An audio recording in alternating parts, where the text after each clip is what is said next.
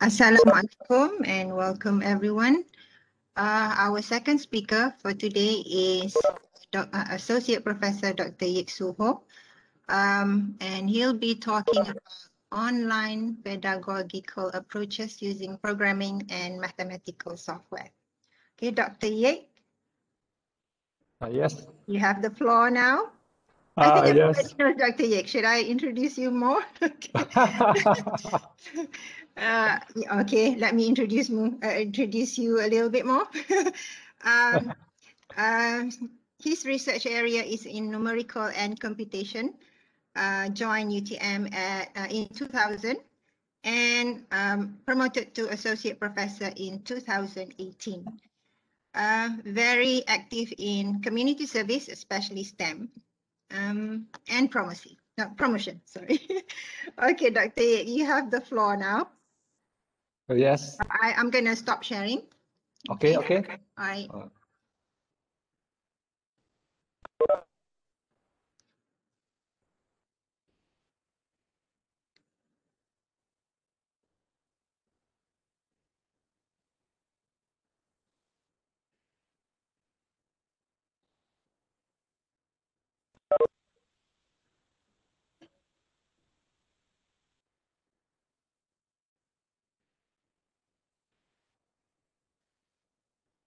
Okay, selamat petang kepada semua pensyarah rakan-rakan kerja. So today I would like to share with you about the online pedagogical approach using programming and mathematical software. So hopefully this should be very clear. Is it okay my slides? Boleh nampak? Yes, I can see. Okay. Pedagogy is the study of how the knowledge and skills are imparted in the educational context and involve the interactions during the learning process. And I'm more focused on the problem-based learning. So we try to focus on the problems. And then from the problems, and then we try to derive all the other necessary skills and knowledge that related to that problems. So saya lebih suka pada problem-based learning, PBL. And one of the online teaching and learning, the advantage is they can enhancing the observations and exploration skills used through the visualizations and experiments. So maybe I try to give some example for these problems. Okay, this is the first problems. I try to introduce the mathematical software, which is we call it GeoGebra. GeoGebra is actively used for interactive geometries, algebras, statistics, and calculus. For example, these examples are L1, line 1, and line 2. And then show that line 1 and line 2 are skewed. The second is find the shortest distance between the line 1 and line 2. Actually, this is a final year exam questions of engineering mathematics 1. So I try to highlight here. So how to solve this using the GeoGebra software? So maybe I try to share with you how we solve it.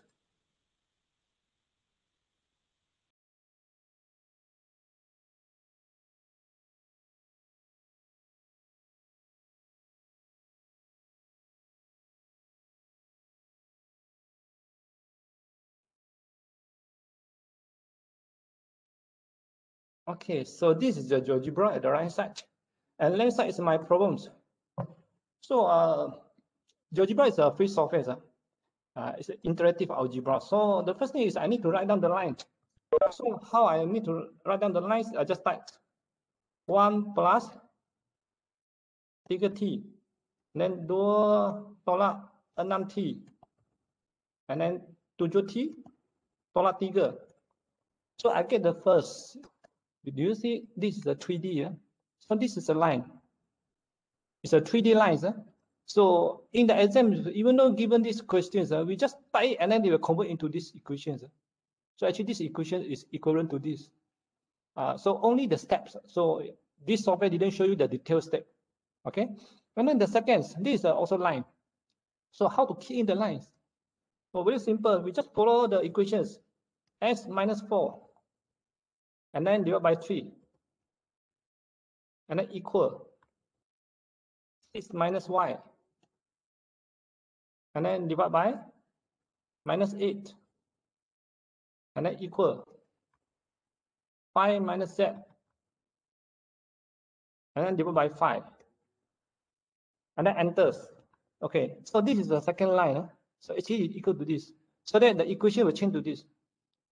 From here, we will know that what is a vector? This is a vector. The direction is minus 0.03, minus 0.07, and 0.04. Actually, is equal to this. So now we have two lines. So we can rotate it.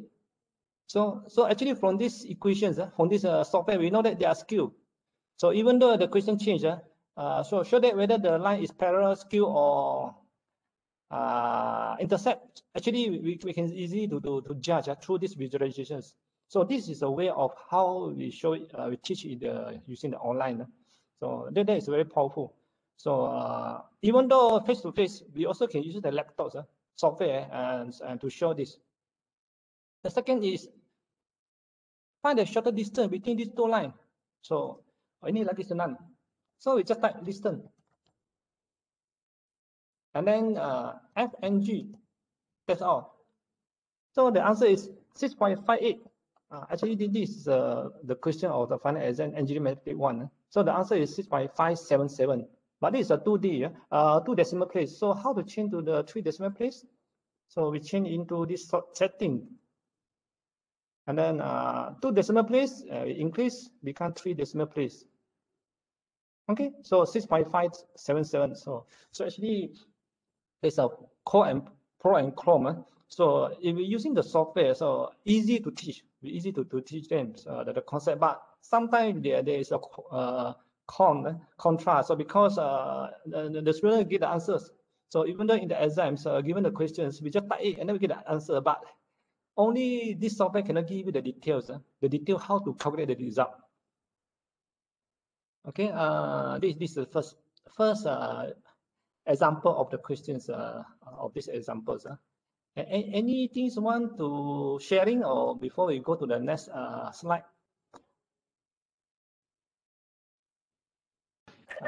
So this software is available to all the students, Dr. Yip?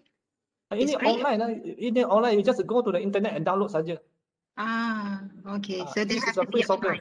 I see. Tak apa. Ini semua free software. Free software. Free software, and they can sketch. So, but untuk sharing this, I just show a few example. Few example only. Saya tak tunjukkan semua. So actually, the example ini adalah final year exam yang baru saja lepas tu.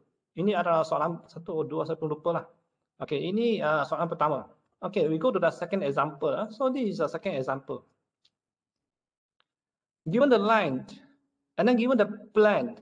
So with the line and the plane, we try to find the acute angles. So how? So ini we just delete. Ini delete sajalah. Ini delete saja. Okay, the first thing is we need to key in the line. So 1+3T. So because we involved in the STEM, and then we must understand the situation of all the schools, all the students, teachers.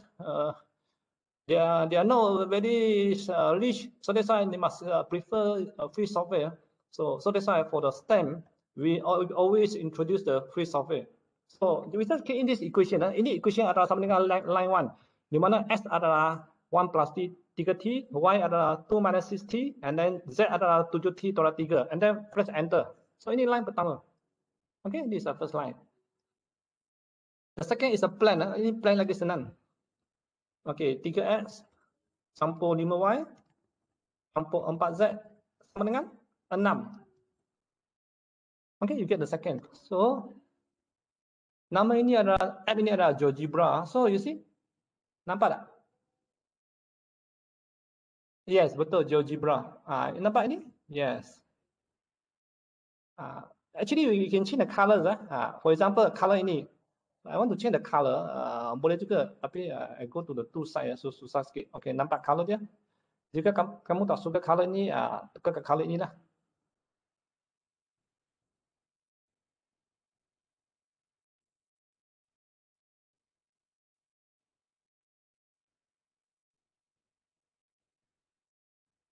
we can change the colors. Okay. So actually from here, we can teach the students about the line and the plane. Okay, for example, line ini. Bila kita ajar pelajar tentang line 1 tu, dia adalah parallel vector 3,6,7. So how we show it? So kita gunakan ini. Katakan vector 1 sama dengan 3,6,7. So can you see it? Yang hitam ini adalah vektor dia. Ini adalah vektor dia. So change the colors. Change the color. Okay, mungkin saya tukar color biru lah.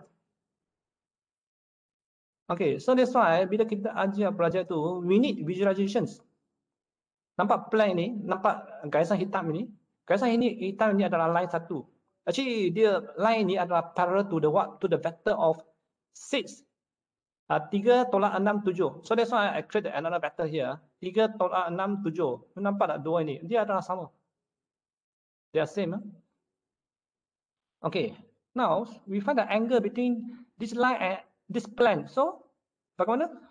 Dia sangat senang. We just write in angle. Angle. Lepas tu line adalah F. Plane adalah equation 1. Jawapan adalah 5.86. So ini adalah jawapan dia.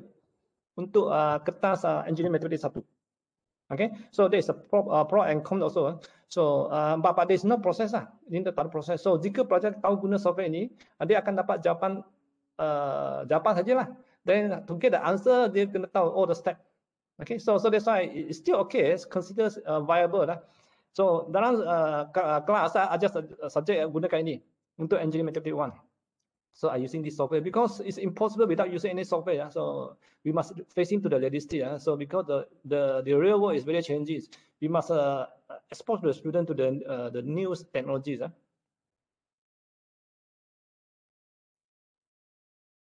Okay. I give a few examples. Ini adalah 2D. Tadi ada 3D. So we need change to the 2D now. So we go to the view. Okay, kita nak 2D saja. 3D tak mau? Kita nak 2D saja.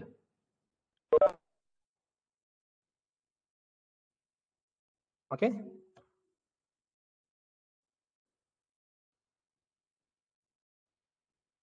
Ini 2D ya.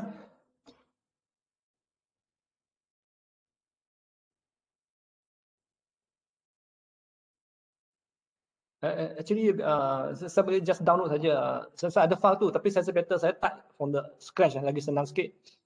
Okay, sekarang bila kita ajar polar coordinates, saya lebih suka. Saya memang every time saya guna software. And then saya akan tunjukkan satu method untuk transformation. Saya method itu sangat penting. Bila kita ada software. So sekarang saya nak illustrate this technique. This technique we call it transformations. Di mana saya nak highlight pada pelajar antara polar coordinate dengan Cartesian system. Okay. Pertama, saya nak highlight polar coordinates. Polar coordinate adalah start y sama dengan sin x. Ini y adalah sin x. Yang kedua adalah I need to highlight the polar coordinates. So it's curve. Okay. And then dia adalah r theta. Apa dia? R adalah sin t. Saya guna sin t lagi senang sikit lah. And then derajat t. Derajat t. Okay. So untuk t antara 0 sampai 2 pi. Ini dia. Bila kamu type ini, then actually we are solving this untuk yang bagian kedua ini adalah polar coordinate ini ya. This is a polar coordinates. Yang pertama ini. Yang kedua Cartesian ada ini yang hijau ni. Okay. Bukan ini saja. We want to show the concept of transformations. So saya letakkan slider. Saya letakkan M. That is a slider. Lepas tu saya create satu coordinate pada Cartesian. Okay, so coordinate dia adalah C lah. Ini adalah C adalah pada Cartesian. So apa dia? Koordinat Cartesian dia adalah SY. Okey, SY. Apa dia S? S adalah S. Y adalah sin S. Tapi sekarang saya tak gunakan sin S. Saya gunakan M because dia punya slider adalah M. So sin M. So ini adalah C dia. Ya. Ini nampak satu koordinat titik pada Cartesian. Okey, lepas tu saya create satu lagi titik pada polar coordinates. So polar coordinates saya mungkin gunakan P lah. P stand for polar coordinates. Okay, so saya tahu bahawa A adalah polar coordinate, so saya letakkan A. Ada yang saya masukkan slider, kita panggil dia parameter ke dalam. So ini dia. So kita tempat ini. Okay. Sekarang saya nak buat editing sikit ya. So editing adalah C ini saya nak tukar sikit color. So color dia saya tukar ke katakan merah. Okay, nampak? Ini color dia. Yang kedua adalah ini sini. Okey, saya tukar color. Katakan green. Okey, green. Okey, lepas tu ini slider sangat penting. So slider ini I start from 0 until 2 pi. So step dia berapa? 0.5. Enter. Ini saya kena besarkan sikit ya, kalau tidak tak nampak. Okey. So ini dia. Besarkan. Saya suka ajar every time bila saya ajar pelajar tu saya gunakan konsep ini ya. Okey, di mana yang green color ini adalah Cartesian iaitu y sama dengan sin S. Satu lagi adalah polar coordinate iaitu R adalah sin theta ini. Okey, kamu nampak dah. Okay, now I do the start animation. Nampak tak ini?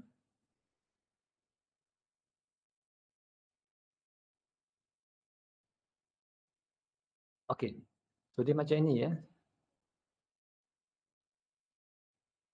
Okay, contoh di sini. Bila theta adalah 1, okay, ini adalah Cartesian. So we need to explain to the students about the mapping. So C ini adalah koordinat pada Cartesian. Kita gunakan Y sama dengan sin S. Yang green color ini adalah polar coordinate. How we transform this Cartesian to the polar? Sangat senang saja. Bila kamu tengok gaya ini, so S ini adalah theta. Ini adalah theta. So 1 ini set 1 radian. So ini adalah 1 radian. Daripada origin tu ke sini 1 radian. Saya tak gunakan pencil, digital pen. So dari sini ke sini ini adalah 1 radian. Then yang tinggi ini adalah radius. Tinggi ini adalah sama dengan panjang daripada origin to this P. So mereka dah mapping daripada merah ke hijau. So how to map? Dia gunakan konsep ini ya. Pasti S ini adalah sudut ya. So 1 radian. 1 radian image set dari sini ke sini 1 radian. Yang merah ini panjang dia, tinggi dia ini adalah sama dengan panjang radius daripada 0 ke P. Okey? Lepas tu saya pusingkan dia ke sini. Sampai sini, maka 2 something radian dari sini sampai sini, pasti S ini adalah sudut, iaitu sama dengan dari origin ke sini, iaitu dari sini ke sini, putaran dalam pola koordinat, iaitu sudut dari sini sampai sini. Saya lupa bawa digital pen. Okey, tak apa. So bila kamu ada masa, bila kamu ajar pelajar, then kamu boleh gunakan digital pen. Kamu buat satu garisan di sini, and then kamu ukurkan sudut ini. Sudut ini adalah sama dengan panjang dari sini sampai sini. Dan merah ini, di tinggi ini adalah sama dengan radius dari sini ke sini. So, kamu nampak dia slowly sikit. Sampai sini. Bukan. Silap. Sampai sini. Lebih kurang sini. Kamu nampak tak? So, kita panggil dia double circle. Double circle. Dari sini sampai sini, separuh sinus bulatan ini dah habis putar satu kali. Lepas tu, bila merah ini sampai kali kedua, dia putar kali kedua. So, actually konsep ni kita kena beritahu pada pelajar. So, how to inform them? By visualization. Kamu nampak tak? Okey, lagi sekali. Okey, bila dia bergerak, merah ni bergerak sekali, maka dia dah complete satu circle. Kali kedua ini dia complete the second circle. So yang ini kita kena tunjukkan every time we need to do this kind of animations software visualization pada pelajar.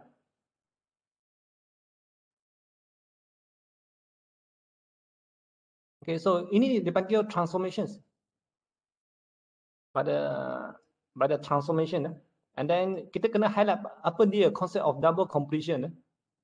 So bukan saja pelajar tu dia tahu bagaimana dapat graph, tapi dia kena tahu konsep-konsep ini. Because konsep ini, transformation teknik ini, dia boleh selesaikan semua masalah. Contoh jika saya nak selesaikan ini, ini R sama dengan setengah minus 1 plus sin theta. So dah tukar dari sini lah. So dia adalah 1 bagi 2 setengah 1 tolak setengah tolak 1 campur sin S. Ya. Dia ada intelligence sikit ya. Dia baca tak faham. Okey, lagi sekali lah. 1/2 tolak 1 campur sin S. Okey. So yang curve ini saya kena tukar lah, bukan ini lagi. So saya kena tukar menjadi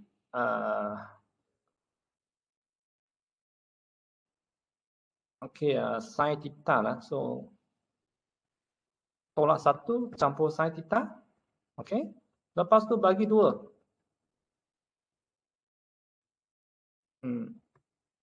Bagi 2. Macam ni lah. So enter.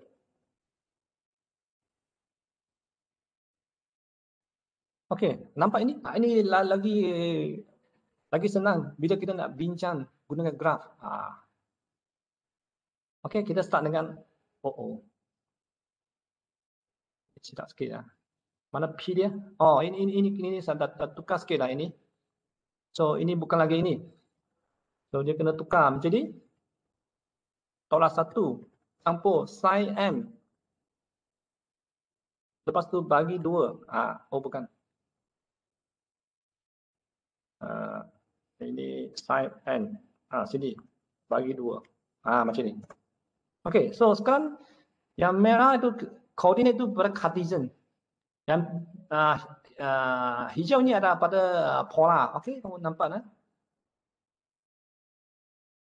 bila saya tekan play, kamu nampak dia dari sini ke sini, maka dia ada sama dengan transformation ke sini ke sini. So kita sebagai pensyarah, kita kena tunjukkan ini proses ini pada pelajar, how we transform the coordinates Cartesian to these polar coordinates. Ini sangat penting. So bila pelajar tahu ini, then every time mereka plot graph Cartesian, mereka automatic boleh transform to the polar coordinates. Okay, and then kita kena tunjukkan dia reflection. So pun dari sini. So ini adalah example dia lah.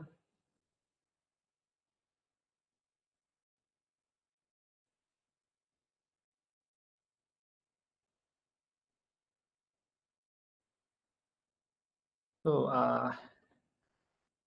ada apa-apa pertanyaan setakat ini? Before I share the other slide.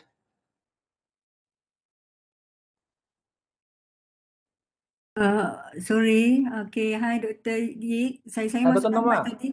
Ya, saya masuk lambat, sorry. This one is very interesting. Do you apply or show to your student this application? Betul lah. I use this one for my subject engineering mathematics 1. Oh, I see. But it's not, maknanya it's extra lah. This one is extra, right? Betul lah. Ajar dalam kelas. Because ini senang untuk saya ajar, especially polar coordinate yang lain semua, especially yang geometry.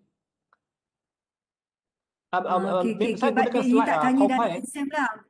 Saya guna PowerPoint. At the same time, saya guna ini untuk jelaskan. Okay, good. This one GeoGeometric ni dia memang ada software. GeoGebra, sorry. Ini free software lah. Ini free GeoGebra software. ni. Software. Ini free software. Yes. Oh, you kena kasih kursus kat saya lah. Ini dia ada banyak apa tu ability ya. Saya hanya gunakan 1% saja, ability saja, 1% saja. Okay, satu lagi yang more interesting. Yes. Yes. Meaning that if we have, like for example, we have a differential equation, can this software give the solution of that particular Boleh. differential equation in terms of Boleh, diagram? boleh, tapi I will share to the other software yang lagi sesuai. Lagi sesuai, okay? Good. So I will share to the Alright. other software, okay? So Right. sekarang untuk Thank yang you. GeoGebra tu saya dah tunjuk 2 example kan. So this is the last example untuk GeoGebra. Okay? Ini example dia because ada seorang pelajar daripada UiTM. Dia bagi saya soalan, satu soalan final exam UiTM tu, dia terperancangan saya lah. Ini ada soalan dia, UiTM problems soalan tu adalah HOTS high order thinking skills, KBAT. Kemahiran berfikir alas tinggi. Okay, dia punya soalan macam ni ya. A 5-meter ladder is resting against a wall and the bottom is initially 3 meter away from the wall. If the bottom of the ladder is being pushed toward the wall at the rate of 0.25 meter per second. Okay, kita abaikan unit lah. How fast is the top of the ladder moving out after 4 seconds?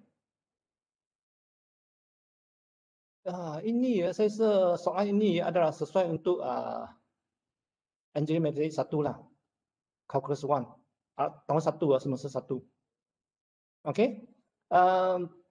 So do you have any ideas how to solve this? Siapa yang boleh share? Ini question satu. Because yang session seri ini kita kena bagi 3 soalan kan. So ini soalan pertama yang saya bagilah. So any idea or any opinion from you? Semua ada apa-apa idea? You can share your idea here. Kita punya idea bukan saja untuk selesaikan, but also how to teach the students. So ini soalan pertama. Then try to share your idea, not only how to solve it, and also how to teach the students on these problems.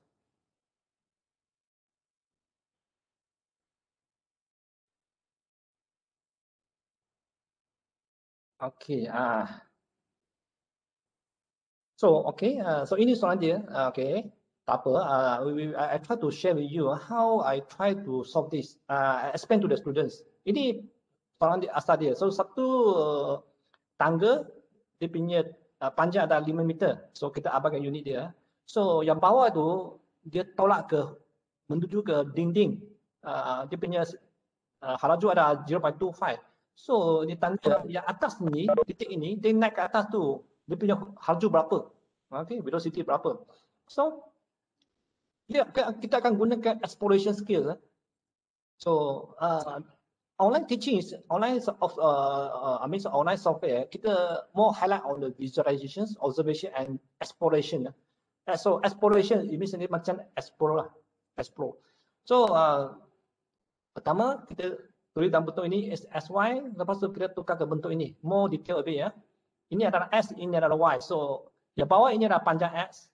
Initially adalah 3. Tinggi ini adalah panjang Y. Initially adalah 4. Diberikan masa kosong, ds dt adalah minus 0.25.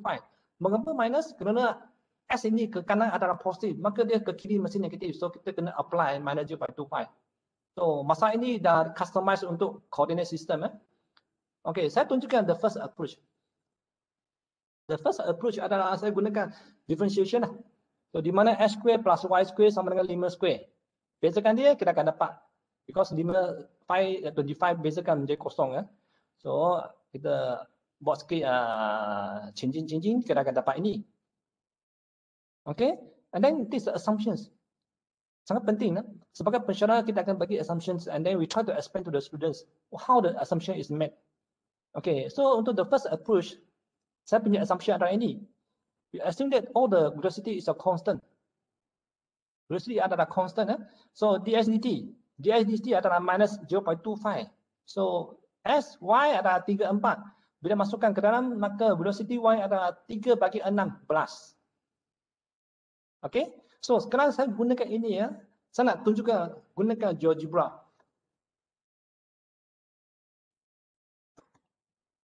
Ini saya punya GeoGebra.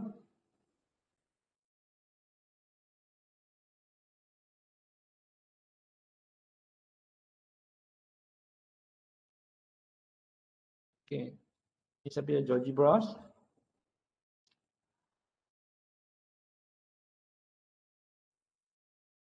So sekejap. Ini, okay. saya akan gunakan konsep ini. So di mana U adalah constant velocity. Bila bezakan terhadap dt, saya akan dapat ut saja. So yang ini kita akan gunakan ini. So di mana pertama adalah saya kena define point 1. So point 1 adalah 30. Lepas tu point 2 adalah 04.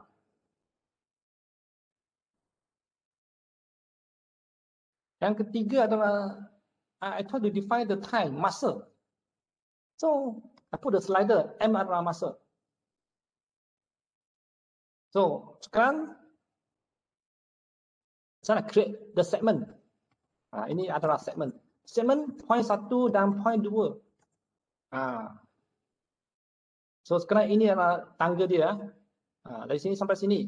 So tangga ini panjang dia mesti 5. Nampak ni adalah 5, panjang 5. Okey, sekarang titik ini dia akan bergerak sampai ke dinding P1 ni. Maka P2 mesti kena ke atas.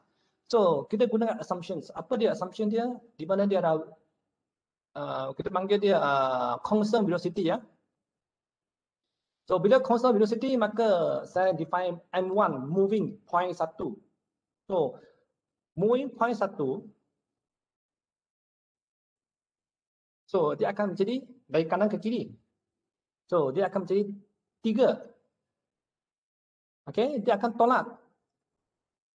Saya punya velocity adalah 0.25 M kosong. Nampak ini adalah moving point M1. Lepas tu moving point yang kedua. So moving point kedua sama dengan 0, 4 campur. Okey. So saya akan gunakan ini yang kita bincang. Kita anggap bahawa dua velocity adalah constant. Maka velocity Y adalah 3/16. Bukan. Moving. Okey. So campur 3/16. Lepas tu M. M1, M2. Lepas tu saya buat satu lagi segmen. M1, M2. Ini dia. Okey, masa tu negatif tak sesuai ya. I put 0 lah. Sampai ke 3 lah. Step 0.5. Okay, so start now.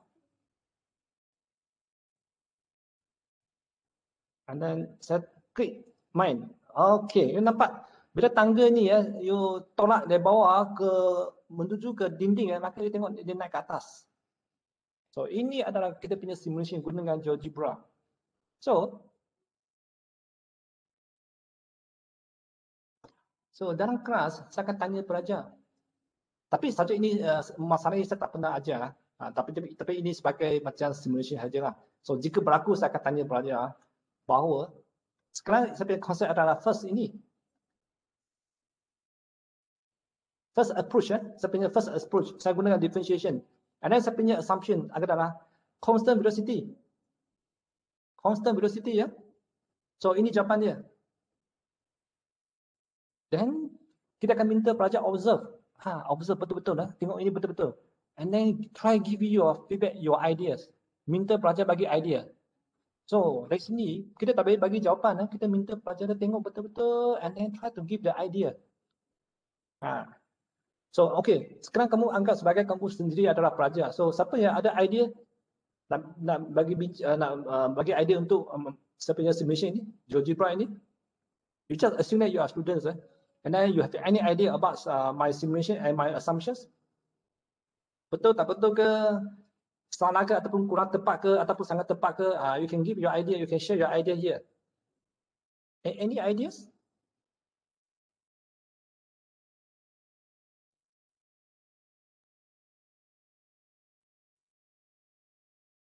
No idea? The first thing is observation. Saya akan minta pelajar tu observe betul-betul dalam simulation ni. Apa yang mereka nampak? Mereka kena observe because mereka kena validate. Because they need to validate. It means that saya punya assumption tu betul salah. So this is my assumptions. Daripada sini, ini tangga dia bergerak ke kiri menuju ke dinding.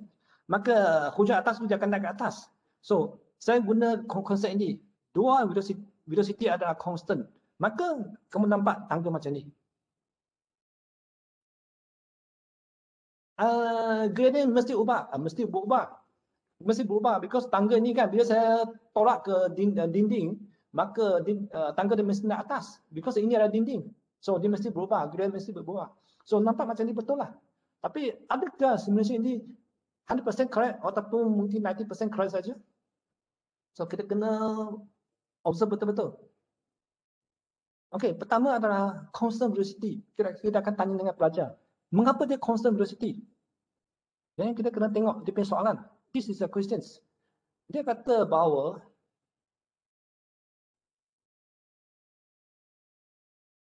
if the bottom or ladder is pushed towards at the velocity 0.25, masa dia adalah dia mesti constant velocity.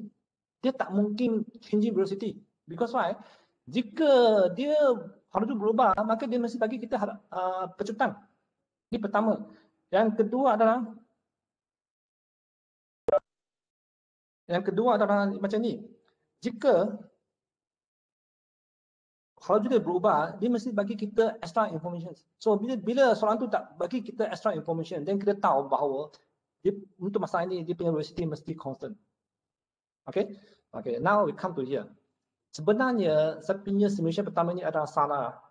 Di mana salah? So that's why kita nak minta pelajar observe. Mengapa simulation ni salah?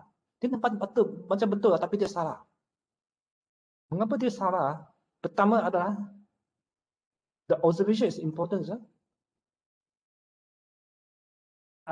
Because ini nampak F1 adalah tangga pertama, asal yang pertama, F. Dia punya panjang adalah 5. Tapi bila saya buat movement ini, nampak dia punya panjang 5.06, 04, dia berubah. So it means that dia tak ikut kita punya assumption yang asal, iaitu panjang tangga adalah 5. So it means that something wrong dalam kita punya simulation ini. Ini salah. So that's why it's good. Tapi kita mesti ada masa lah. Kita mesti ada extra masa dan kita nak tunjukkan contra example lah.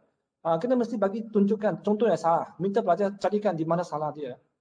Tapi ini saya tak pernah berlaku lah because saya tak ada masa untuk setkan semua syllabus lah. So ini jangan berlaku. Tapi jika ada masa saya akan tunjukkan ini yang contra example lah. Di mana kita nak tunjukkan yang salah. Tapi dia hampir betul lah. Tapi sikit salah. Macam ni. So ini fine. Tapi bila saya buat simulation ini dia adalah 5.01. Dia di sini ubah. Maka konsep ini adalah salah. So that's why we need exploration. We need to do some explore. Minta pelajar buat sikit explore. Okay, this is the first approach. So di mana kita after integrate, then kita akan dapat velocity lah. Velocity Y adalah 4.75. Ini displacement. So adakah ini betul? So dia salah. Mengapa salah? Because jika pelajar mata dia tajam, dia nampak panjang tangga ni bukan lagi 5, dia berubah. So it means that concept first approach itu adalah salah. So that's why contra example is important. Ini adalah example kedua. Second approach. Di mana saya tetapkan dia punya panjang tangga ada 5. Okey. Panjang tangga ada 5 lah. So bila panjang tangga ada 5, then saya akan gunakan ini. Bila S minus 0.25 dalam 4, and then saya akan dapat 2 bila after 4 second, and then apakah saya punya Y? Saya akan gunakan ini. Di mana bila saya gunakan equation ini, berarti bahawa panjang tangga adalah constant, iaitu 5. Dari sini saya akan dapat jawapan ini. Okey, mungkin because saya nak jimatkan sikit masa. So saya terus gunakan yang built-in.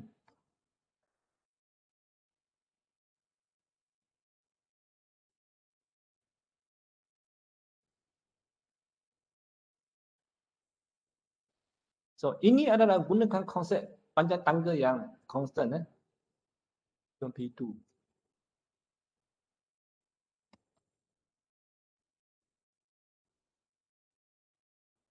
Okay, so now we try to calculate it.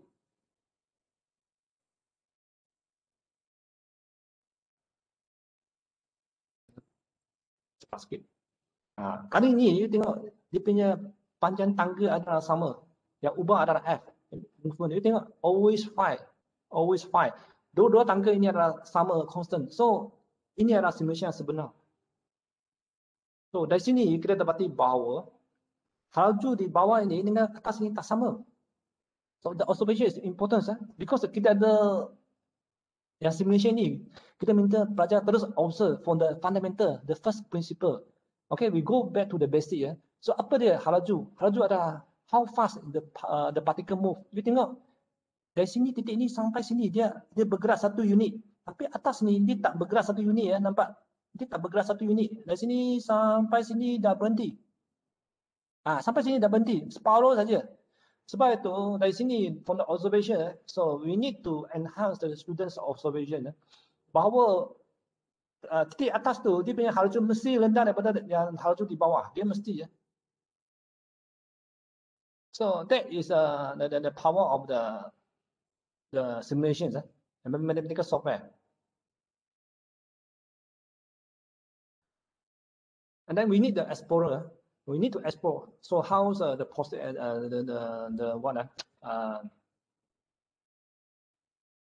the correct and the wrong concepts. Okay, ini soalan kedua yang saya tanya. If the both point P1 and P2 both increase velocity 0.5, so what is the outcome? Yang tadi titik ini ke bawah kan, dia bergerak ke sini, ini ke atas kan. So jika titik ini dia punya halaju tambah 0.5, atas tu pun tambah 0.5, dua-dua tambah 0.5. So, apakah akibat dia? Yang tangga ini. So ini question tu lebih kurang macam kebab lah. So higher order thinking skills iaitu kita gunakan equidistance, tapi yang titik bawah ni dia bergerak menuju ke dinding dengan halaju tambah 0.5. Atas ni pun tambah 0.5. So what happened to the outcome? To the result. So the result adalah ini.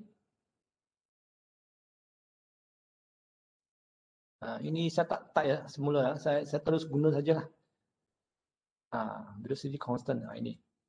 Ini nak jimatkan sikit masa. Ini dia. So ini nampak dah saya tambah. Ini velocity constant. Bukan. Ini.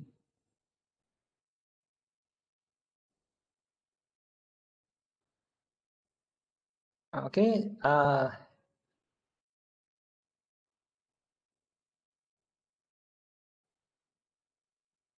Nampak A minus 0.5 m. So dia tambah 0.5 velocity. Because dia mesti velocity dalam masa. Ini pun sama juga. Campur 0.5 m. Tambah velocity.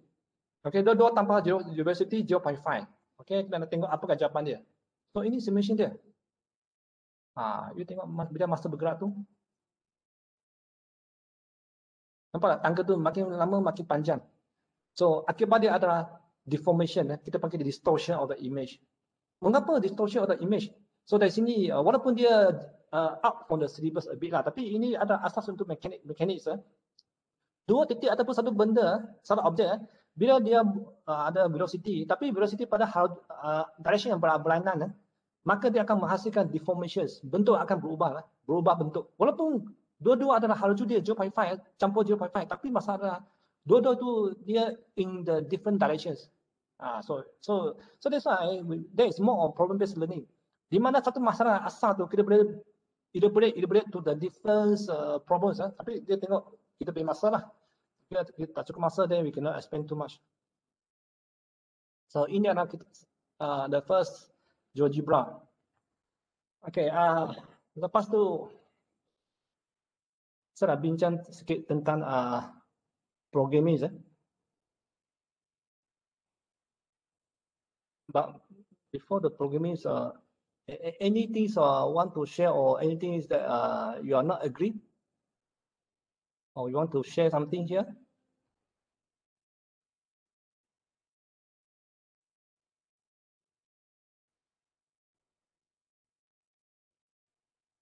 Okay, tak ada. Jika tak ada, then we go to this. saya hanya gunakan dua example saja. Satu adalah GeoGebra, satu adalah programming. Yang programming tu saya guna satu example. Ini untuk tahun 1 linear system kita selesaikan gunakan Cramer rules. Di mana kita selesaikan matrix tu A sama dengan B. So kita nak selesaikan.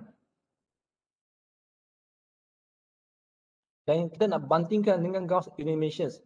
Ini pun kita biasa ajar untuk pelajar tahun 1. Okey, ini adalah DP proses. So ini adalah soalan ketiga. So bila solving the linear system using the Cramer rules and the Gauss eliminations, which method is more practical? So what is your reason?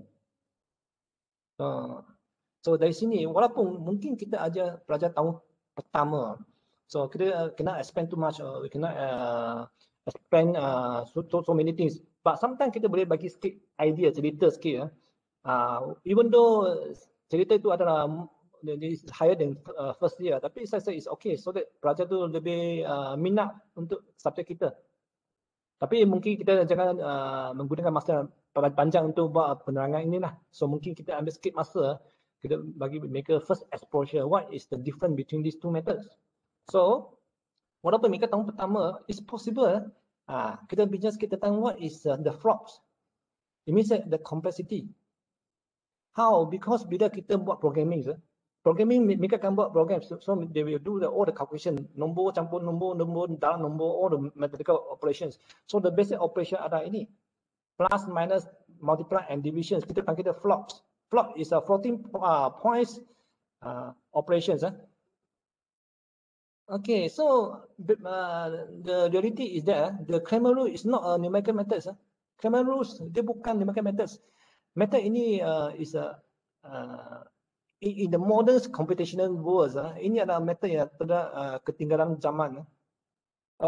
Saya bukan mengatakan bahawa method itu salah. Dia sesuai untuk tahun 1 untuk theoretical, tapi untuk scientific computations ini adalah method yang tak pernah pakai, tak pernah pakai. Okay, so it's not at all practical from the computational view. For example, solving linear systems 20 equation, it means that matrix AS darab B, AS equal to the B. So jika equation itu ada 20 darab 20, using the usual definition of determinant, because Cramer rules dia akan gunakan determinants. You see they are using all these determinants. And then according to the numerical techniques, numerical analysis, for an n times n system, it will require n factorial flops. So kita nak tahu apa dia n factorial. So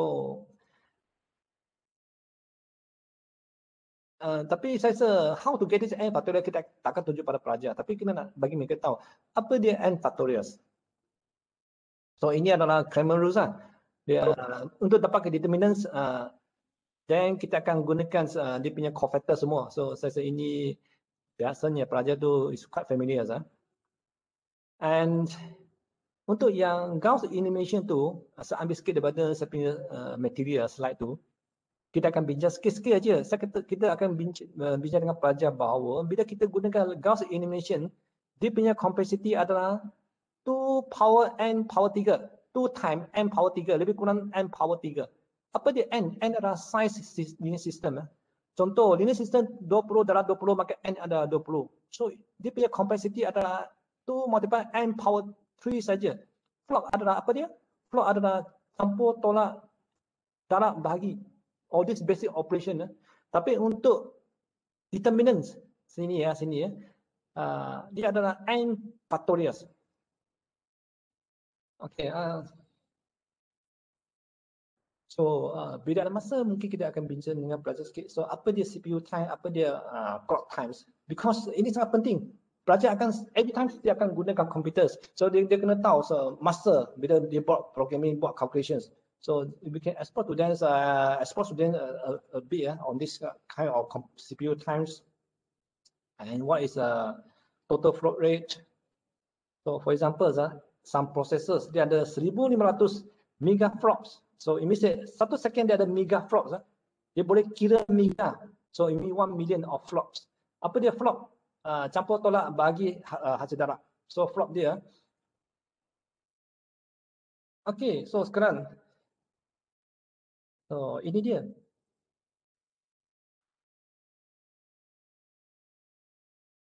Ini saya perlukan gunakan Excel. Di mana ini adalah N dia. N adalah size linear system. Graf ini adalah 2 adalah N kuasa 3. So N kuasa 3. Dia adalah kubik saja. So bila matrix dia ada contoh 14. Maka dia punya float tu lebih kurang 2000. Dia akan gunakan 2000 calculation campur tolak bagi dengan hasil darab lebih kurang. Tapi bila kita gunakan Cramer rules,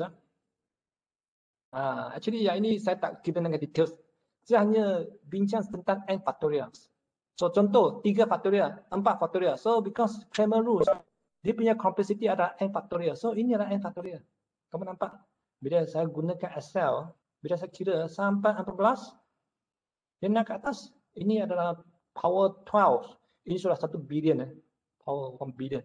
Dia naik sampai ke 13. So because why? Because of this complexity. N factorial. So yang ini kita kena highlight pada pelajar a bit ya. So because that is the programming. Bila kita tunjukkan pada programming, kita jangan tunjukkan bahawa calculation saja. Kita kena tunjuk pada mereka yang real situation. Apa yang berlaku pada dunia sekarang. So that's why ini semua pelajar kena tahu sikit-sikit. Okay. Walaupun yang ini saya ambil nota daripada subjek master saya. Tapi saya rasa ini sesuai bila kita bincang untuk pelajar UG ya. Tapi secara sekali imbas sajalah. Okay. Ini adalah program gunakan Octave. Okay, saya kirakan determinant saja, Okay, so bila matrix ada 2 darab 2, masa dia lebih kurang kosong. Bila 4 pun sama, kosong. Ini second. Sampai 8 ada sikit nilai. Bila sampai ke 10, tiba-tiba naik ke atas. 120 second. Lebih kurang 2 minit. 2 minit. Tapi bila Octave, bila saya guna Gauss eliminations yang kita biasa tahu ni, bila saya kirakan sampai ke 10, dia ada lebih kurang 0.035. Okay, mungkin I try to show you a bit what is programming.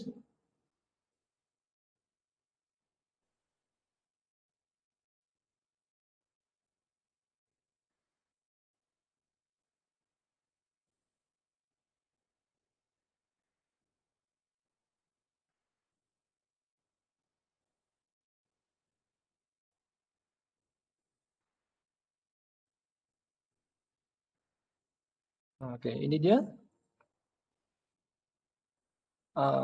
Because every time bila kita membuat aktiviti STEM dengan guru-guru sekolah menengah, yang pertama mereka nak highlight adalah semua sekolah tu mereka tak ada bajet.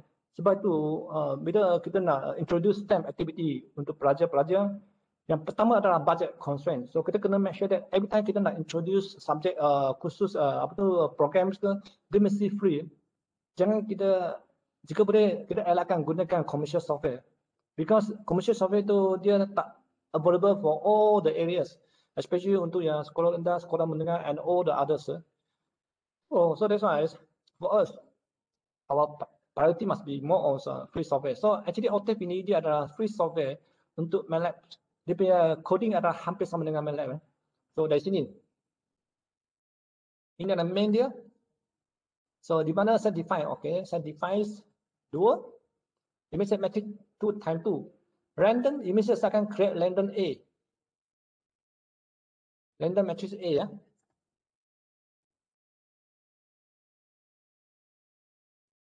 Okay, so bila N 2, maka dia adalah 2 darab 2.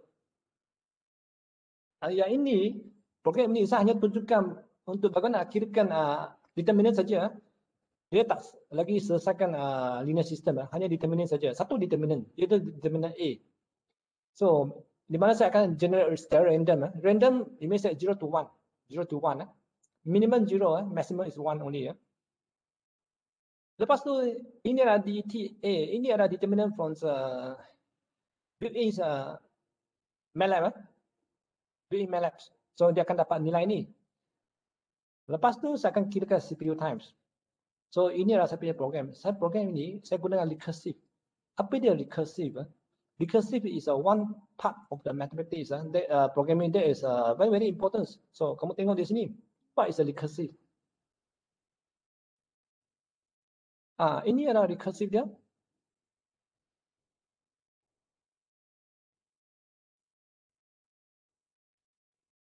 Nampak tak? Determinant A sama dengan nilai dia, elemen dia darab dengan apa ni?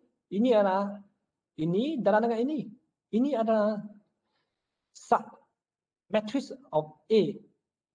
So daripada A ni ya, kita akan reduce to this sub matrix A. So kita panggil dia minor. So it means that matrix A ini, then kita akan gunakan dia punya sub matrix A. So that's why kita akan panggil dia diri sendiri ya. So kita panggil dia recursive. We will call the matrix A many times recursively ya. Panggil dia diri sendiri. So sama juga di sini. So bila recursive determinants, dan dia adalah ini. Ini adalah recursive programming. Di mana bila kita bagi input dia A dengan N dia adalah size of matrix.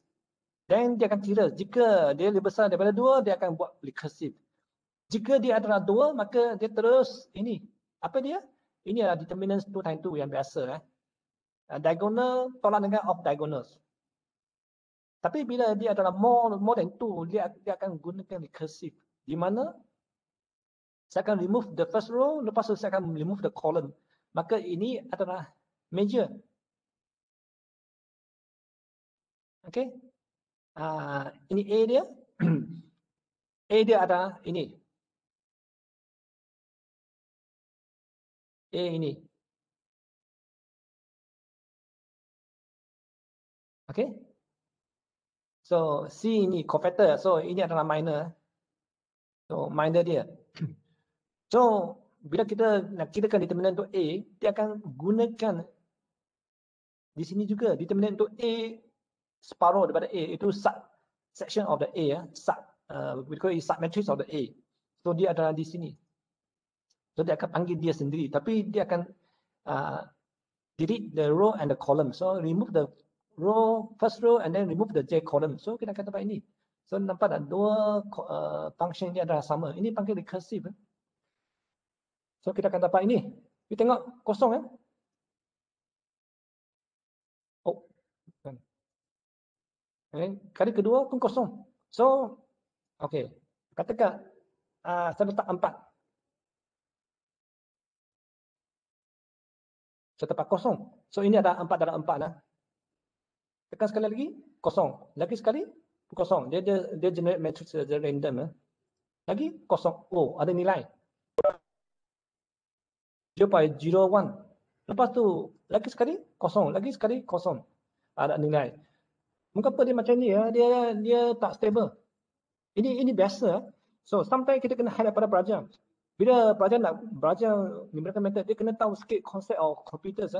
Bila komputer tu dia ada banyak multitasking. Komputer sometimes dia kena scan virus, sometimes dia kena auto save. Komputer ada banyak aktiviti. Sebab tu bila dia nak entertain your jobs, bila kamu bagi job untuk komputer untuk run program, sometimes dia akan letak dalam queue dia. So sometimes dia akan execute very fast, sometimes dia execute slow. So that's why dia akan dapat nilai yang berlainan. Memang ini adalah normal situation. So untuk masalah ini biasanya kita akan buat banyak proses. Lepas tu kita akan bahagi buat kirakan average. Tapi bila matrix ini dinaikkan menjadi 7, and then the noise akan kurang. So dia akan menjadi dominant. Di mana dominant adalah more on computational. So nampak tak? 0.234. So bila 7 ini ya, saya nak akan menjadi 8. Dia slow sikit ya, 1.7 second. Tapi bila sampai ke 10, dia slow lah. Bila naik lagi, dia sangat slow. Sebab tu, so that's the thing that we need to expose to the students. Even though mereka adalah first year, boleh juga, tak ada masalah. Tapi we don't to discuss into details. At least we need to know what is the actual happening. And then, what happened if Gauss elimination? Tengok Gauss elimination. So untuk Gauss eliminations,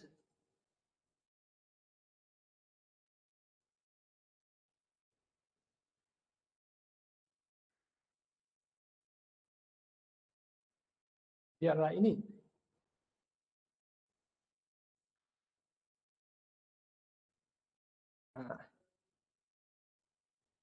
So, tapi ini more subjek numerical lah. Bila kita ajar subjek numerical tu, jika boleh kita jangan ajar satu subjek yang sangat senang aja, satu file aja. Jika boleh kita tunjukkan a few file because dalam real situation bila kita selesai masalah, we need to a lot of file, banyak file So that's why the system of the file is important. Kita panggil the project So sometimes kita kena tunjukkan project. So it means they need to depend to each the files. How they passing the parameters So ini dia. Ini gunakan Gauss eliminations. Okay, saya terus kirakan 10 because Gauss is very fast.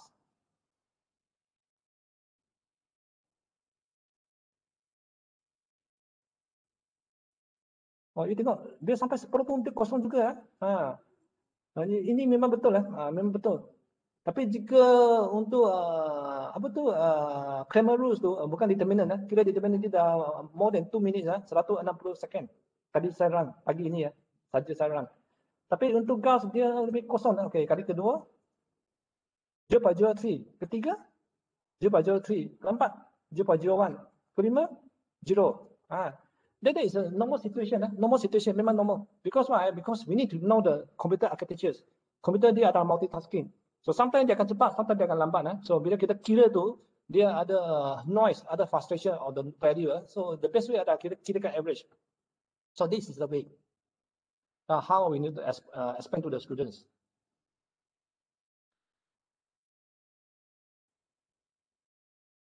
But we also need to highlight biasanya bila kita tunjukkan ini especially untuk subjek numerical bila kita highlight ini kita nak tunggu pelajar respon tu. Kita tunggu pelajar tanya soalan. Jika boleh, jika pelajar tak tanya soalan susah So bila pelajar tengok ni mereka okay happy because why they happy?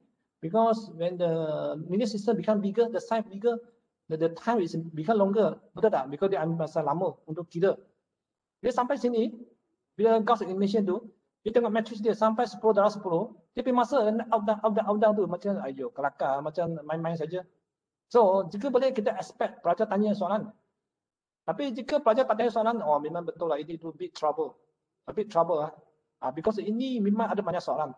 Jika pelajar tak tanya soalan, then it means that our teaching approach got problems We try to improve our teaching approach a bit Okay, mengapa dia out down? Because ini semua dalam bentuk noise and delay semua. Di sini Ini masa tak lama, ini sikit saja. Ini less than 1 second. Sebab itu bila semua simulation yang melibatkan less than 1 second tu, dia ada banyak noise. So sometimes kita tak perlu pay more attention on this because dia terlalu banyak noise, delay and sometimes computer dia nak printing everything so dia akan menjadi slow. So dia ada banyak kita panggil dia interaction. Sebab tu masa ini is not very important it's not very important. But bila masa sampai more 1 second, 2 second, 10 second, 20 second ini penting. Bila sampai sini kita tahu the whole calculation is on our algorithm, our calculations Bila dia punya masa sampai sini up down ini more on noise. Ini ada kita punya computer laptop noise mungkin saya nak share sikit Okay, ini octave. Bila matrix 10 darab 10 kita akan dapat 120 second Tadi saya run ini lama sikit 2 minit sebab tu saya tak mau tinggi lagi. Bila tinggi sampai sini dia punya masa up. So that's why dia ada ini statement yang lama. Tapi sekarang ada ubah sikit. Dia kata jika 20 dia akan 1 million years. Even on a fast computer tapi sekarang mungkin kurang sikit So dulu dia nak 1 million year tapi sekarang ini saya mungkin we need a few thousand of years untuk 20 equation saja.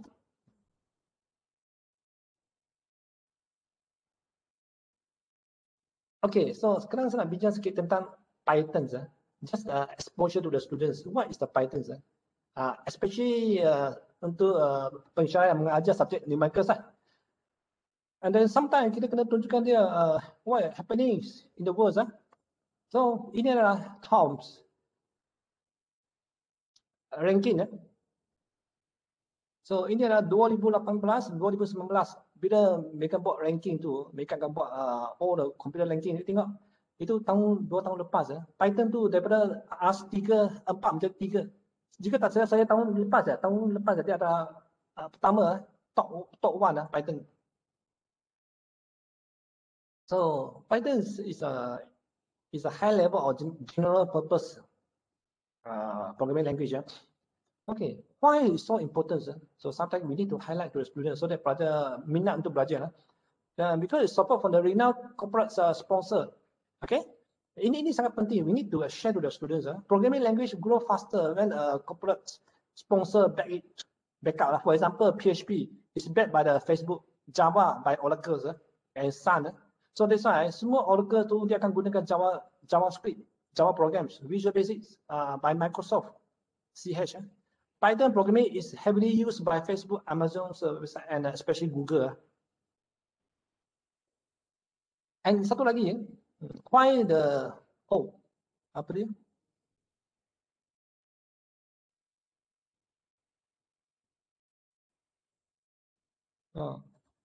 Satu lagi is hundreds of Python's library and frameworks. Ini sangat penting. Ini walaupun pelajar tahun 1, kita kena share pada mereka. Kita kena bagi example story. Biasanya saya akan bagi story untuk Nokia handphone. Kita masih ingat lagi Nokia handphone tahun 5 tahun lepas dia punya sistem panggil dia Symbian dah mati. Lepas tu satu lagi handphone sistem pun dah mati juga, Microsoft. So Microsoft kita panggil dia Windows. Saya rasa itu adalah mungkin 3-4 tahun dulu. Mengapa? Mereka tak boleh compete dengan Android system.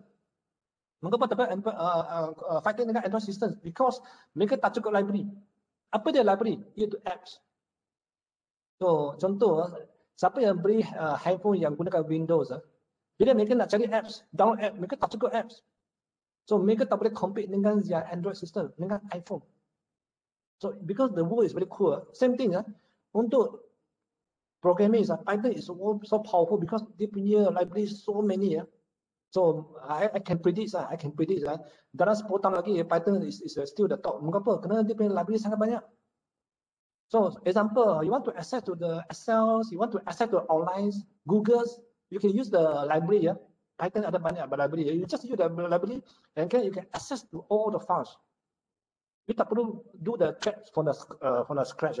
Contoh dulu bila saya gunakan Fortran, that is long time ago. Saya suka Fortran, but unluckily they are not supporting all these things. So that's why from the Fortran C tu saya slowly I convert to this Python because they can support all these libraries and frameworks. Why the Python so popular? Because sponsor for renowned corporate sponsors. Versatile, efficient, reliable, and speed. Nanti saya akan tunjukkan sikit apa dia speed. Okay. Okay, mungkin saya tunjukkan sikit what is the Python. Saya tutup ini.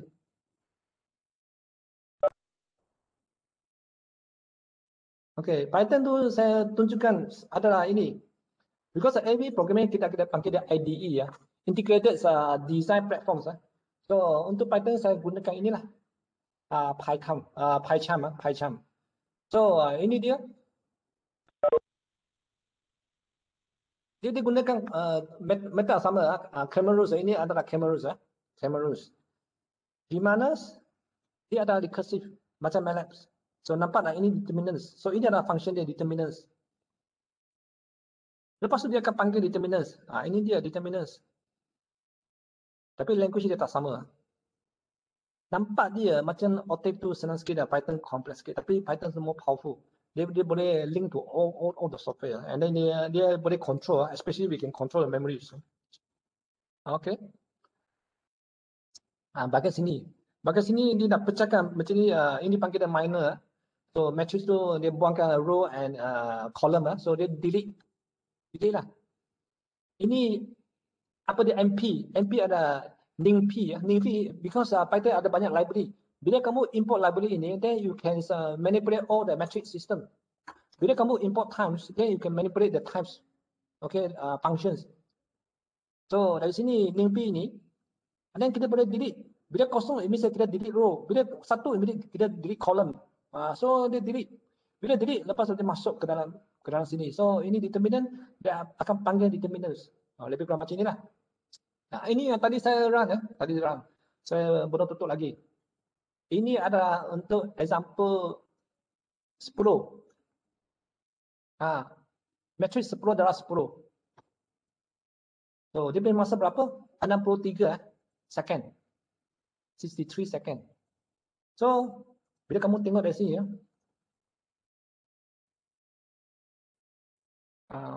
Ini adalah pattern dia.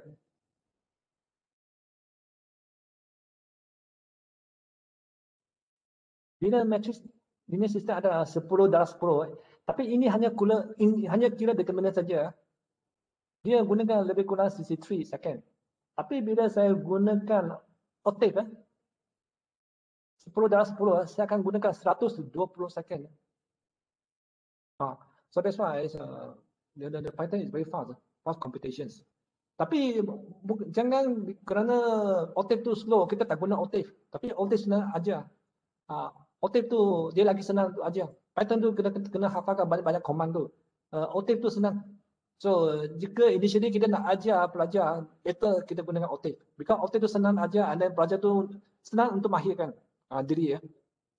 Unless mereka dah biasa, and then mereka dah sampai satu tahap, and then we introduce them the octave the Python . Okay, before we end of this sessions, I want to show some sharings. Okay, pertama adalah data securities. Bagi saya, firstly adalah we always change our passwords in the e-learning . The second thing is biasanya saya akan gunakan hide or unhide dalam test or quiz in e-learning. And then we can use the restrictions.